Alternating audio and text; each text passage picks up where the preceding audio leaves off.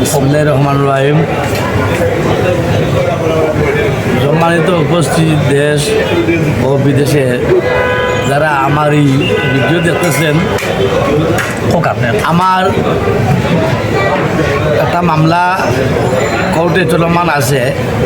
ধারাবাহিকতায় আলী আহমদ লাংলাগুনা দত্তগ্রাম বিয়ানীবাজার উপজেলার বাড়ি, তার চক্র মাইনুদ্দিন, তার অ্যাড্রেসও আছে, তার ঢাকাতে তার দোকান আছে। এটা একটা চক্র লিবিয়াত নিয়া আমার মামাতো ভাই, আমার বাতিজা মুক্তিপণ দাবি করি ঘর দুয়ার বাড়িঘর বেচিয়া বাদে তারা টাকা পয়সা নিয়া, মানে এদের অবস্থা খুব খারাপ অবস্থা নিয়ে মনে করো বাংলাদেশে পাঠাইছে, মননাপূর্ণ অবস্থায় আছে।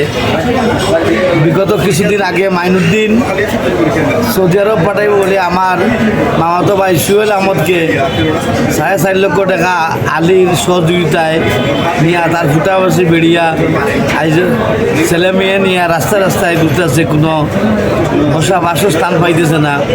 আমি ঊর্ধ্বতন কর্মকর্তা প্রতি দৃষ্টি আকর্ষণ করছি, এইসব চক্রকে আইনের আওতায় আনিয়া বিচারের আইন নেওয়ার জন্য আমি আমার সবিনয় অনুরোধ করছি। এই আশা প্রত্যাশা রেখে আমি আমার বক্তব্য শেষ করলাম। আসসালামু আলাইকুম।